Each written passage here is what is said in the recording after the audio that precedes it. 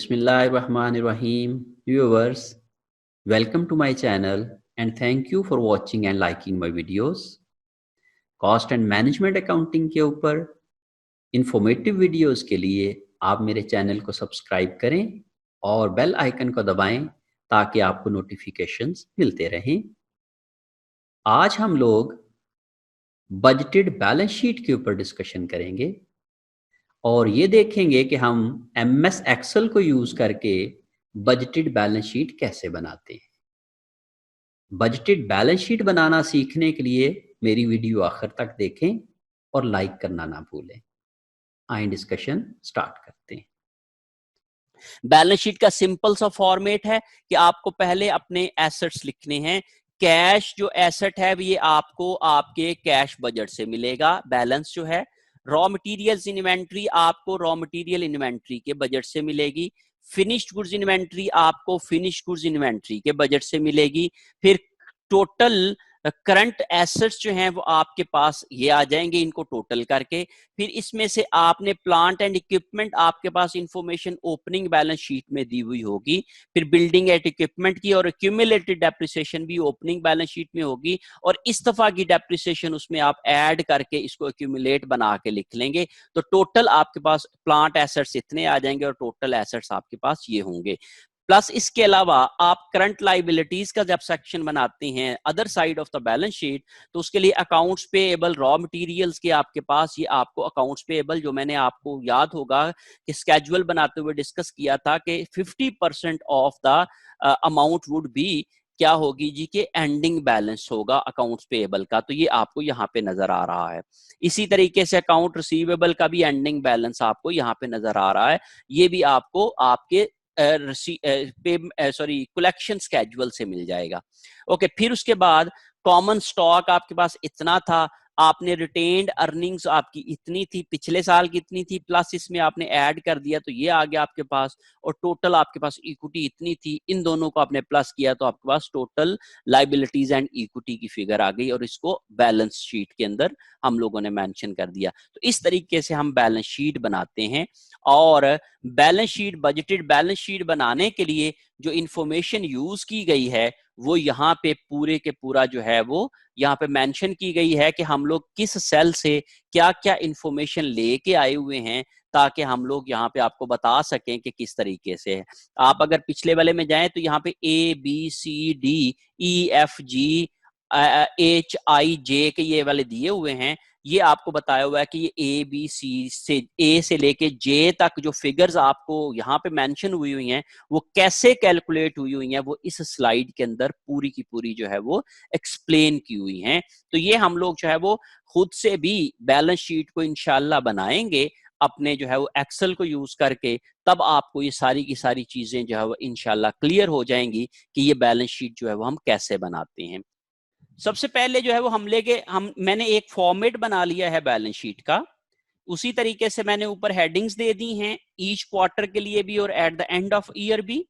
फिर मुझे सबसे पहले कैश बैलेंस चाहिए, तो चूंकि ये एंडिंग बैलेंस शीट है तो इसलिए मुझे एंडिंग बैलेंसेस चाहिए। तो मैं इक्वल टू का साइन दबाऊंगा और कैश बैलेंस मुझे कैश बजट से मिलेगा। तो मैं कैश बजट में चला जाता हूं। कैश बजट में मेरे पास मैंने कैश बैलेंसेस कैलकुलेट किए हुए थे at the end of the quarter.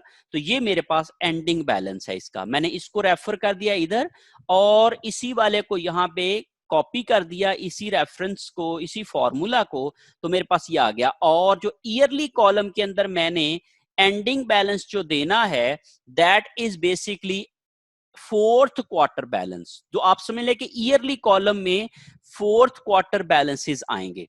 Account receivable, इसी तरीके से अकाउंट रिसीवेबल मेरे पास मैं सेल्स बजट से ले लूंगा।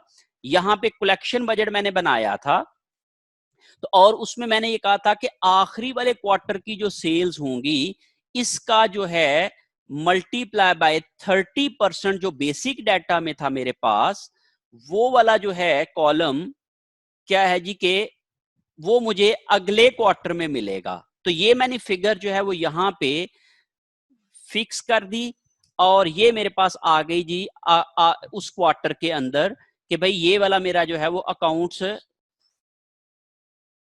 इज इक्वल टू, मैं अकाउंट्स रिसीवेबल निकालने के लिए कहां चला गया, सेल्स कलेक्शन डाटा के अंदर।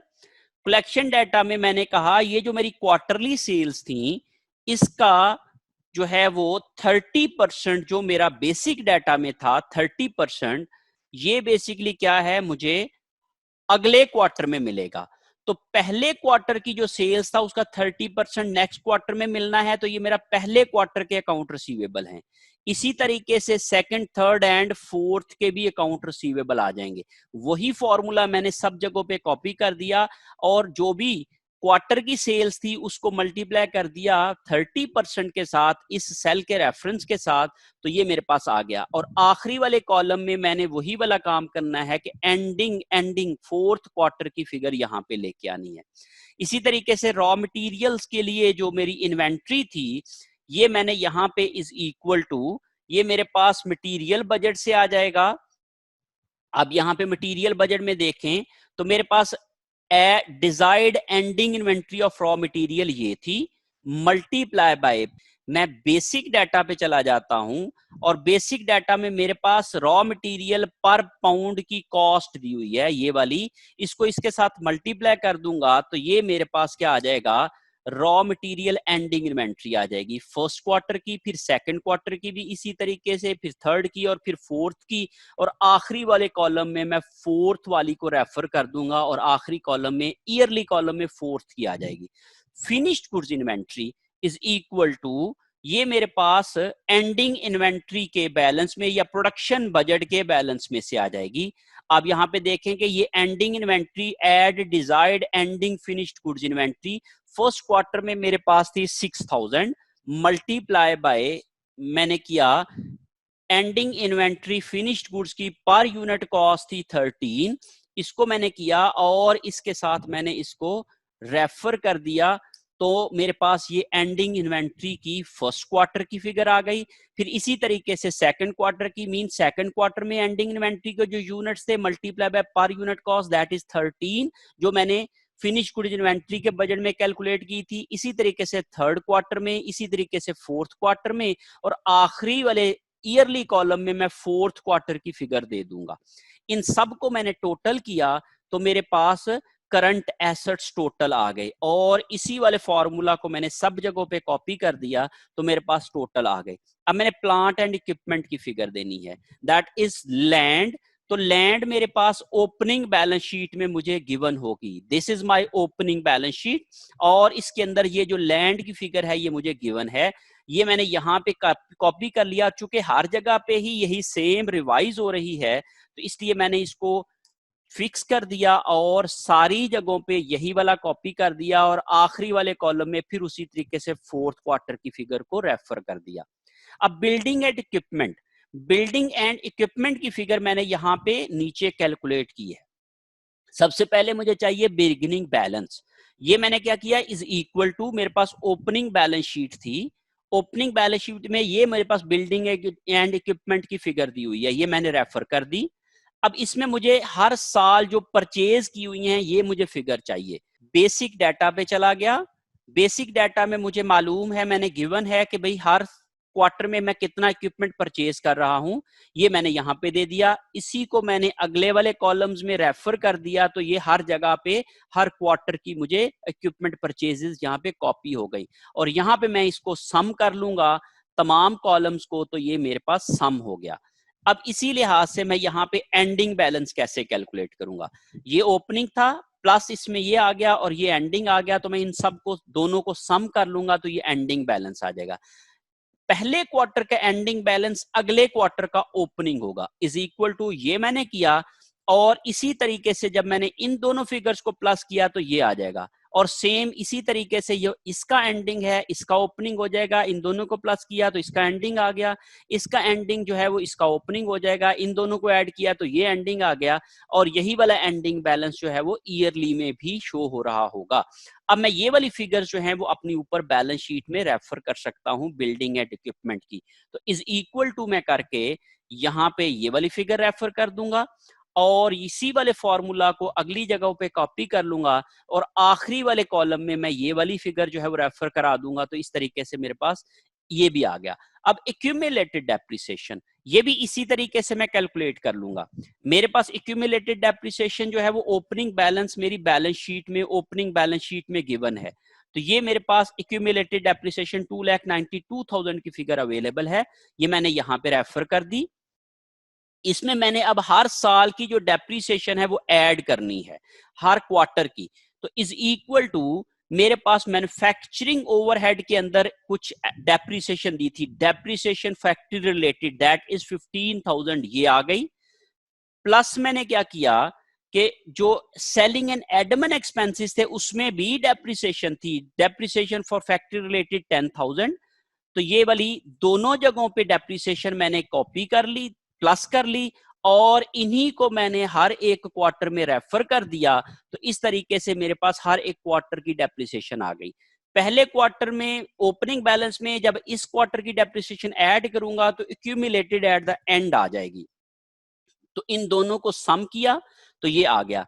अब यही वाली फिगर जो है वो अगले क्वार्टर की ओपनिंग बन जाएगी। तो इसको मैंने रेफर कर दिया तो ये ओपनिंग बन गई, इनको किया तो दोनों को प्लस किया तो ये आ गई। ये अगले क्वार्टर की ओपनिंग बन गई, इन दोनों को प्लस किया तो ये आ गई। ये अगले क्वार्टर की ओपनिंग बन गई, इन दोनों को प्लस किया तो ये आ गई। और टोटल भी इसी तरीके से ये मेरे पास जो है वो फिगर बन जाती है। अब इस फिगर को मैं यहाँ पे रेफर कर दूंगा, इज इक्वल टू, तो मैंने यहाँ पे ये वाली फिगर जो है वो वहां पे एक्यूमुलेटेड डेप्रिसिएशन की रेफर कर दी, और यहाँ पे भी सब जगहों पे कॉपी कर दिया, और इस तरीके से इज इक्वल टू आखिरी वाले कॉलम में, ईयरली कॉलम में आखिरी क्वार्टर की मैंने रेफर कर दी। अब मेरे पास प्लांट एंड इक्विपमेंट नेट कितना आ गया, तो ये मैं क्या करूंगा, is equal to this plus this minus this. इन तीनों को मैंने इस तरीके से पहले वाली दोनों फिगर को प्लस किया, और एक्यूमुलेटेड डेप्रिसिएशन चूंकि नेगेटिव फिगर है तो इसलिए मैंने इसको माइनस किया। तो ये यहाँ पे मेरे पास जो है वो नेट प्लांट एंड इक्विपमेंट या नेट फिक्स्ड एसेट्स आ गए, और इसी को मैंने अगले वाले कॉलम्स में कॉपी किया तो ये मेरे पास आ गए। अब मैंने टोटल एसेट्स करने हैं तो is equal to current assets plus fixed assets, इन दोनों को प्लस किया तो ये मेरे पास टोटल एसेट्स आ गए, और इनको मैंने सारी जगहों पे कॉपी कर लिया तो ये मेरे पास हर एक क्वार्टर के टोटल फिक्स्ड आ गए। और आप देखिए फोर्थ क्वार्टर के वही आएंगे जो कि ईयर के आ रहे हैं, ये दोनों को सेम फिगर होनी चाहिए। इसी तरीके से अकाउंट्स पेएबल कैसे कैलकुलेट करूंगा, इज इक्वल टू, ये मेरे पास जो है वो प्रोडक्शन बजट के अंदर मटेरियल परचेज बजट और पेमेंट्स का बजट था।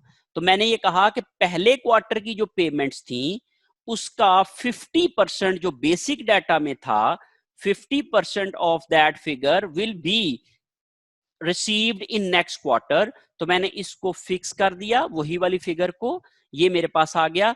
और इसी लिहाज से सेकंड क्वार्टर और थर्ड क्वार्टर की भी आ गई और फोर्थ की भी आ गई, और आखिरी वाले को मैंने यहाँ पे उसी तरीके से रेफर कर दिया। आप समझ लें कि जिस क्वार्टर में जो मैंने परचेजेस की उसका 50% मुझे अगले क्वार्टर में पे करना है, तो वो मेरे अकाउंट्स पेएबल बनेंगे हर एक क्वार्टर के। तो पहले क्वार्टर के 23,700 अकाउंट्स पेएबल होंगे जो कि दूसरे क्वार्टर में मिलेंगे, मुझे देने होंगे, और दूसरे क्वार्टर के 48,600 अकाउंट्स पेएबल होंगे जो कि मुझे थर्ड क्वार्टर में देना पड़ेंगे, और थर्ड क्वार्टर के 51,450 होंगे जो कि मुझे फोर्थ क्वार्टर में देना पड़ेंगे, और 27,900 जो है वो मुझे अगले साल के पहले क्वार्टर में पे करना पड़ेंगे। ओके जी। फिर उसके बाद बोरोइंग्स कितनी है, तो बोरोइंग्स मैंने कैश बजट में कैलकुलेट की थी। तो ये मैं कैश बजट में चला जाता हूं, और यहां पे मैंने बोरोइंग्स की थी पहले साल में 1,30,000 पहले क्वार्टर में, ये मैंने वहां पे रेफर कर दी। और इसी लिहाज से मैंने दूसरे क्वार्टर में जो भी की थी वो मैंने यहाँ पे रेफर कर दी, और ये मेरे पास आ गई। और टोटल जो साल की बोरोइंग्स थी वो मेरे पास बाद में मैं आपको बताता हूं कि वो किस तरीके से हैं, वो माइनस हो जाएंगी, वो थर्ड क्वार्टर में जाके नेगेटिव फिगर आ जाएगी, फोर्थ में, sorry. Okay, total current liabilities, current liabilities में टोटल कर लूंगा मैं, इन दोनों को सम कर लेता हूं तो ये मेरे पास आ गया। इसको भी मैंने यहां पे भी कर लिया और सब जगहों पे भी कर लिया, तो मेरे पास ये वाली सारी फिगर्स आ गई। शेयर होल्डर्स इक्विटी, ये मेरे पास बेसिक डाटा में मेरे पास ओपनिंग बैलेंस शीट के अंदर मौजूद है। ओपनिंग बैलेंस शीट के अंदर ये मेरे पास जो है वो कॉमन स्टॉक नो पार दिया हुआ है, ये मैंने कर लिया। और इसी को ही मैंने हर एक जगह पे रेफर कर दिया। मैं F4 करके इसको फिक्स कर देता हूं और सब जगहों पे मैंने इसी को ही रेफर कर दिया और आखिरी वाले कॉलम में इज इक्वल टू ये वाली फिगर दे दी। Okay, retained earnings. अब रिटेन्ड अर्निंग्स का मेरे पास ओपनिंग बैलेंस है, इज इक्वल टू, मैं ओपनिंग बैलेंस शीट पे चला जाता हूं। बिगिनिंग बैलेंस शीट में ये मेरे पास रिटेन्ड अर्निंग्स की फिगर गिवन थी, ये मैंने कर ली। पहले साल का प्रॉफिट ऐड कर देता हूं, इज इक्वल टू, मेरे पास इनकम स्टेटमेंट में पहले साल का प्रॉफिट ये आ गया, क्योंकि ये लॉस है तो इसलिए नेगेटिव फिगर नजर आ रही है। इन दोनों को प्लस किया मैंने तो मेरे पास क्या आ जाएगा, नेट इनकम आ गई अवेलेबल। इसमें से मैंने डिविडेंड माइनस किया, ये मेरे पास आएगा अब मेरे कैश बजट से। तो कैश बजट में मैंने ये डिविडेंड पेमेंट की हुई है, ये मैंने यहां पे कर दिया। अब इन दोनों को मैंने माइनस किया, is equal to this minus this, तो ये मेरे पास जो है वो आ गया, जो पहले रिटेन्ड अर्निंग्स का पहले का एंडिंग बैलेंस। ये मैं क्या करूंगा, ये अगले का ओपनिंग होगा, इज इक्वल टू दिस, ये ओपनिंग होगा।